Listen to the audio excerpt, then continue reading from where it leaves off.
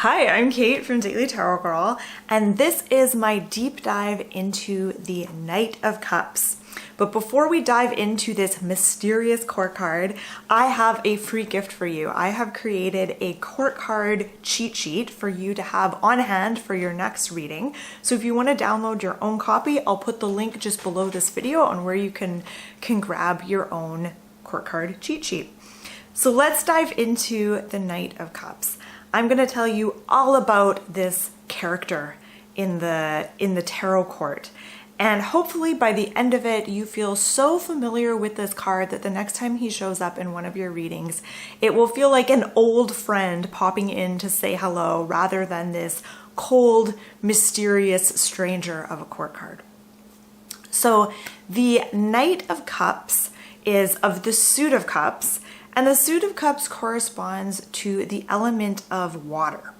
And water has to do with emotions, feelings, relationships, and this sense of flow, which I will be referring to throughout this video. So the image that you see on your screen of the Knight of Cups is from the Universal Waite Tarot. All right, so I'm going to start by giving you a list of keywords and personality traits that sum up this knight. So the Knight of Cups is emotional, he's very creative, he's highly sensitive and intuitive, he's artistic, he's very romantic and can be quite idealistic. He's seeking fulfillment, he's seeking to really have his cup filled. And he's not afraid of having strong feelings, and he isn't afraid of expressing strong feelings. So this is the kind of guy who really wears his heart on his sleeve. And he's good at expressing his emotions in a easy to understand sort of way. He follows his heart, and he can be kind of flighty and flaky because when you follow your heart, you can sometimes have a change of heart. So to others, he may seem a little bit flaky or flighty. And he can be overly romantic and sort of fawning with another person. So some symbols to pay attention to. The main symbol is the cup that he's holding out in front of him. And that cup is an empty cup that he's holding out. So he's wanting to fill that cup. And to me, this shows that he is a seeker. He's searching for something. He has a certain kind of expectation. There's a certain void that he's looking to fill with that cup. And then you'll also notice that there are wings on his helmet and his shoes, or his feet. And those wings to me represent kind of a flighty nature. So he can change his mind easily, and he can also change his direction easily as well when he has a change of heart. You'll notice that there's some red fish on his robe, and just think about fish for a moment. They live in the water, they can dive into the depths of the ocean, and to me this is a symbol for this knight's ability to traverse the emotional realms. And I think sometimes this knight can feel a little bit like a fish out of water sometimes. You'll notice the background on this card is very dry and desert-like, and then there's this beautiful blue river running through that desert. To me, the desert makes me think of like thirst. Like this knight is thirsting for something. He is looking for something to quench his thirst. He has a certain desire. He's seeking something. And then the water that is flowing through this card in the form of a river is a symbol of flow. And again, I'm going to be talking about flow throughout this video. So that river symbolizes the flow of things and the ever-changing nature of things, and also emotional depth. So let's talk about this knight's talents. So this knight is highly creative and very artistic, especially when it comes to like acting or drama. He's really good at making others feel things and tapping into emotion. So this is where he would be a really good actor, or even thinking of like a stage actor. Like he's really able to tap into emotions and then express those in a way that affects other people. So people watching will really feel his emotions through his acting. He's very emotionally perceptive and highly intuitive, and he listens to his heart, although it sometimes leads him astray. And he's really good at going with the flow. And again, here is that sense of flow. So this knight loves to go with the flow. He loves that sort of continual flexibility and adapting to change that requires. So he's very adaptable. He can sort of change his mind quickly, change the direction that he's going very quickly, and just really kind of be loosey-goosey and go with the flow. People are drawn to open up to him and share their emotional world with him. And for this reason, he would make like a really great bartender or a hairdresser, because people just immediately want to open up to this guy because they sense his emotional sensitivity and his intuition. They sense that he's this very highly perceptive character. And he's also, I didn't write this in my notes, but I also think of the Knight of Cups as being kind of non-judgmental. He's not a real judgy character. He doesn't have any like solidly formed opinions about things. And for that reason, people feel like they can just be themselves when they're around him. He makes his love interests feel extra special. He really does a lot of fawning and makes a big deal of them. And so he can make people feel extra special when they're in his company. And not just love interests, but also friends. Like if you're a good friend of the Knight of Cups, he makes you feel so special and so loved. Now, if you were to go to a party and the Knight of Cups was there, you will most likely find him mixing drinks. He's like the bartender, making sure everyone's having a good time. He's highly social, so when he's at a party, he loves to like just float around the room and talk to everyone there. However, if he happens to be a recovering alcoholic, you might find him in a corner talking to whoever will listen to him about his journey to sobriety. He loves to talk about that. People are drawn to him, and it's almost like he has this kind of magnetic quality. People are really drawn to share their secrets with him, to really open up and share not just their secrets, but also their problems and issues. And he loves this. Like, he loves a deep conversation. Let's talk about this knight at work. So when it comes to work and career, this knight does really well in artsy professions that allow him to perform. So think like musician, an actor, an artist, something where he's in front of people performing. He's also really good at healing, and that's something I haven't touched on yet. So the suit of cups and the element of water are also associated with healing. And this knight is most likely to be like, not any kind of healer, but like maybe a sexual healer, or doing something kind of like a shaman-y type thing, some sort of spiritual healing. He's a very spiritual guy, and he may even be like a nurse or something like that. Like he just has this really healing kind of energy to him. He'd also make a good counselor or a bartender or a hairdresser, any kind of profession where people are like opening up and pouring their hearts out to him. That would be something that he's really good at. And he loves jobs where he can really like touch people's lives in a deeper way. If you work with this guy, he is the coworker that everyone goes to with personal problems. He's a really good shoulder to cry on because he is very, he's sensitive, he has empathy, he makes people feel special, he's a good listener, he's not judgmental, so people just really want to open up to him. He is prone to office romances and affairs of the heart.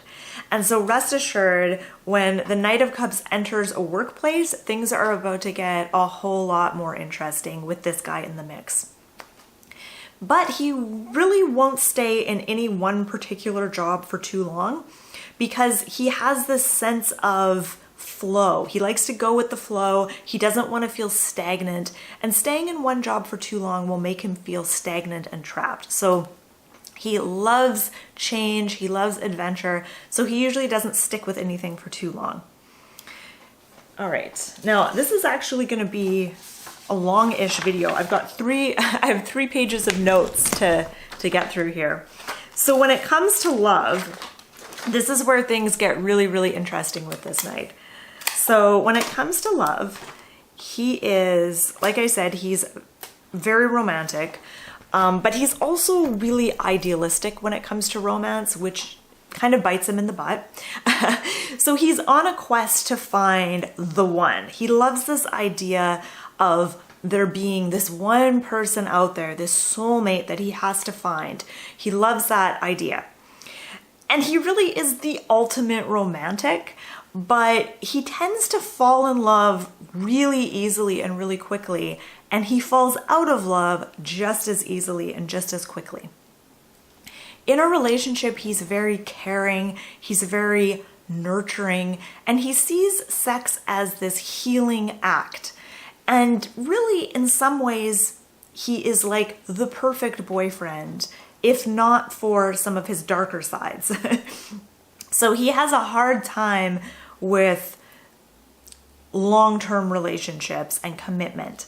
And I'm going to get into that. So he's always looking for someone to fill his cup. This guy is kind of a relationship addict. He's probably always in a relationship, or he's always kind of obsessed with someone or in love with someone, but it's always changing. It's never really the same. So he's always looking for someone to fill his cup. But once he finds that person, he quickly loses interest. Like once things start to feel more stable and settled, he starts to lose interest. He can come across as being a little bit flaky and a little bit flighty, and this is for 2 reasons. So because he always follows his heart and he leads with his emotions, and emotions are prone to shift and change. Our feelings don't stay the same. So if you're following your feelings and doing things according to your feelings change. And so this can make him seem kind of flaky because he changes his mind a lot. And he loves to go with the flow. So he loves to change and adapt according to what the circumstances ask of him. And again, this can sometimes make him seem sort of unstable. So it's interesting because that sense of flow and willingness to adapt to change is actually his superpower, but it's also kind of his downfall in some ways as well. So when it comes to love and romance, he has the ability to make you feel like you are the most special person in the room. People feel seen and heard by the Knight of Cups. So if you are in a romance with the Knight of Cups, you feel like you are being seen and understood on this whole deeper level. And it makes you just want to open up to him and give him everything. And then once you do, it's like poof, he's gone. He's on to the next adventure. He is often a serial dater, and he's always seeking an adventure of the heart. Now, here's an interesting part with him. So, monogamy is something that he kind of idealizes. He idealizes this idea of the one and being in this loving, committed, monogamous partnership. That is like this ideal to him. Yet, once he's in a monogamous relationship, he feels like it's kind of stagnant, and he starts to feel frustrated by it. And he has all these various ideals, these romantic ideals that he projects onto his partners. And inevitably, none of his partners can ever live up to his ideals and his expectations. So he ends up feeling really disappointed and disillusioned in relationships because of this. And he will sometimes use that as justification for ending things, or for even being unfaithful. is that he will feel sort of slighted and disappointed by the person that he's in a relationship with because they just didn't meet, his high expectations or his ideals. The Knight of Cups can be at once deep yet shallow. And this is because he's able to really plumb the depths of his emotions and other people's emotions. Yet it doesn't mean that much to him because it comes so easy to him. So connecting with someone on a deep level is something that comes easily to him. So when it happens, it's not really special or out of the ordinary like it might be for the other person that he's in the relationship with. So yeah, because depth of feeling doesn't mean as much to him as it does to others, this can be kind of a point of frustration in his relationships. And it definitely doesn't mean permanence to him. So he might feel a deep sense of love and connection with someone. And for a lot of people, that would bring with it like a certain kind of weight, like, oh, this person is special. I feel so connected with them. But it's not so with the Knight of Cups because those connections come easily to him. He's the kind of guy that says, I don't want any drama. I don't want any drama. I just want a beautiful relationship with no drama. And that is a lie. He loves drama. He loves drama so much that he unintentionally and unconsciously creates it wherever he goes. So we're going to get into that when we talk about the dark side to this Knight. But he's just one of those guys that will say, I don't want any drama, but he secretly loves it. So when it comes to money and finances, the Knight of Cups has no restraint or sensibility when it comes to money and spending. He spends frivolously, and he's always seeing things that he wants, and he just buys it without thinking about it. Money flows to him easily, though, and it also flows away from him just as easily. He's not really into money. He's not really a materialistic person. It's the feelings and the relationships that are his drug, not money. But sometimes he might get lucky and strike it rich as a famous musician or an actor or an artist, and money will flow very easily to him, but it also flows away from him just as easily. So he'll find ridiculous ways to spend his money. Any investments that he makes tend to be a disaster. He tends to make decisions with his heart and his emotions rather than his head. And when it comes to financial decisions, he would really be better off using his head to make those, but it's just not in his nature. And so for that reason, a lot of his investments are just kind of disastrous. So some things that this Knight of Cups thrives on. The Knight of Cups thrives on adventure, a change of pace, and romance particularly. He also loves high emotion situations, so he loves drama. Whether he's in a group where people are fighting, or if he's with someone who's having an emotional breakdown, or he's in a new relationship where the feelings of love and obsession are really high. It doesn't really matter what the feeling is. He's just really addicted to being around people who are experiencing those strong emotions. He loves that high drama. He loves being able to express his own emotions in a creative way, like through writing poetry or through acting or art or music. He's also very spiritual, so he really thrives on mystical and spiritual things like past lives, chakras, and yoga.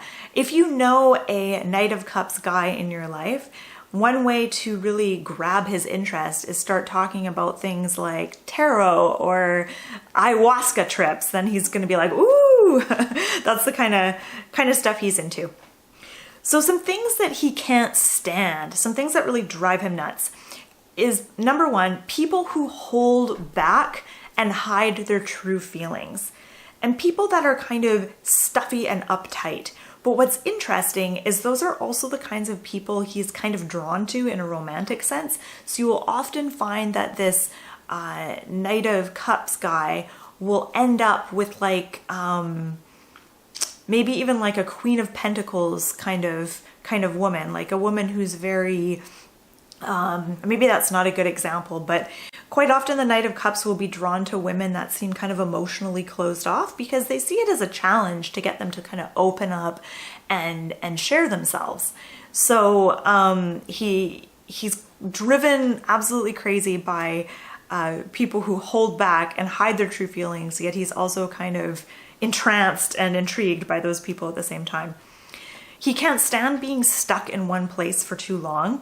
And this is because he has that desire to flow, just like the river in this card. The Knight of Cups wants to move, he wants to flow, he wants to go on an adventure, he wants to have new experiences. He doesn't want to stay stuck in one place for too long.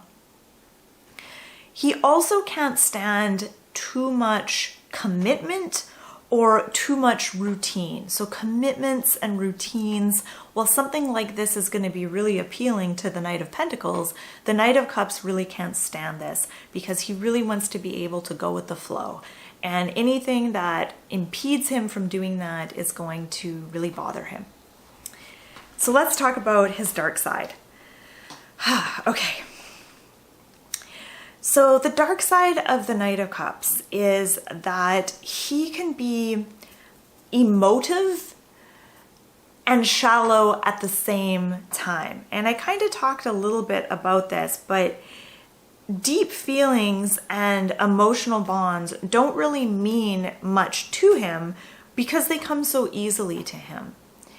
And he tends to kind of flit around from one person to the next person, looking for that connection. But when he finds that connection, he feels kind of stifled by it. So that's kind of an interesting conundrum that he experiences. He can be a real heartbreaker for this reason, because when a person meets and falls in love with the Knight of Cups, like I mentioned before, they feel seen, they feel heard, they feel like their sexual relationship can be very healing and very deep. But the Knight of Cups isn't always as deeply connected as it might seem at first. So he tends to break a lot of hearts. And one thing I want to say here is that the Knight of Cups, I'm kind of giving him a rough go of it here. He's not a bad guy. He's just young.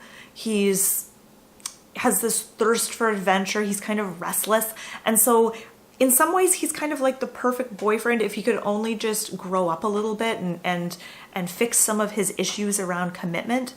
So when he gets to the king stage, like the King of Cups, he has so many wonderful traits, but when he's in the Knight stage, it's tricky. It's a little bit tricky. So he loves drama, and he might actually like unconsciously create drama, whether it's in the workplace or in his relationships, because he really feeds off of drama, whether it's positive drama or negative drama.